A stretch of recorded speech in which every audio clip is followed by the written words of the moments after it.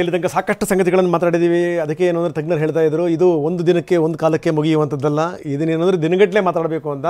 ಬಾಹ್ಯಾಕಾಶಕ್ಕೆ ತೆರಳದಂಥ ಸಂದರ್ಭ ಆ ಚಿತ್ರವನ್ನು ನಿಮಗೆ ತೋರಿಸ್ತಾ ಇದ್ದೀವಿ. ಜೊತೆಗೆ ಅಂದರೆ ಬಾಹ್ಯಾಕಾಶದಲ್ಲಿ 9 ತಿಂಗಳು ಕಳೆದಂಥ ಬಗೆ ಅದು, ಜೊತೆಗೆ ಇವತ್ತು ಭೂಮಿಗೆ ಬಂದಂಥ ರೀತಿ.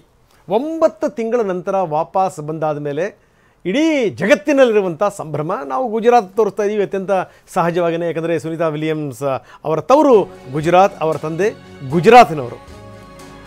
ಎಲಾನ್ ಮಸ್ಕ್ಗೆ ಡೊನಾಲ್ಡ್ ಟ್ರಂಪ್ ಅಭಿನಂದನೆ ಸಲ್ಲಿಸಿದ್ದಾರೆ ಅತ್ಯಂತ ಸಹಜವಾಗಿ. ಯಾಕಂದರೆ ಚುನಾವಣೆಯಿಂದ ಹಿಡಿದು ಇಲ್ಲಿ ತನಕ ಅವರು ನಿಂತಿರುವಂಥ ಬಗೆ ಇದೆಯಲ್ಲ, ಭಾಳ ಅದ್ಭುತ.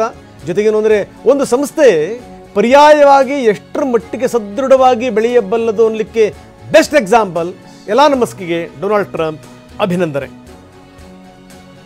ಏನು ಸಾಮಾನ್ಯ ಸಂಗತಿನ ಉಪಗ್ರಹಗಳನ್ನು ಉಡಾಯಿಸುವಂಥದ್ದಾಗಿರ್ಬೋದು, ಅದನ್ನು ಸುರಕ್ಷಿತವಾಗಿ ವಾಪಸ್ ತರಿಸುವಂಥದ್ದಾಗಿರ್ಬೋದು, ಎಲ್ಲಿಂದ ಎಲ್ಲಿಗೆ ಹೋಗ್ಬಿಟ್ಟಿದೆ ಸರ್ ವಿಜ್ಞಾನ. ನಿಜಕ್ಕೂ ಭಾಳ ಆಶ್ಚರ್ಯ ಅನಿಸುತ್ತೆ ಗುರುಪ್ರಸಾದ್. ಜೊತೆಗೆ ನಾನು ಒಂದು ಸಂಗತಿನ ಇಲ್ಲಿ ಕೇಳಲೇಬೇಕು, ಏನು ಅಂತಂದರೆ ನಾವು ಸ್ಕೈ ಇಸ್ ದ ಲಿಮಿಟ್ ಅನ್ನುವಂಥ ಮಾತನ್ನು ಹೇಳ್ತೀವಿ. ಜೊತೆಗೇನು ಅಂದರೆ ಈ ಬಾಹ್ಯಾಕಾಶ, ಅಲ್ಲಾಗುವಂಥ ಪವಾಡಗಳು ಅದನ್ನೆಲ್ಲ ನೋಡಿದಾಗ ನಾವೊಂದು ಕಣವೂ ಅಲ್ಲ ನಾವು.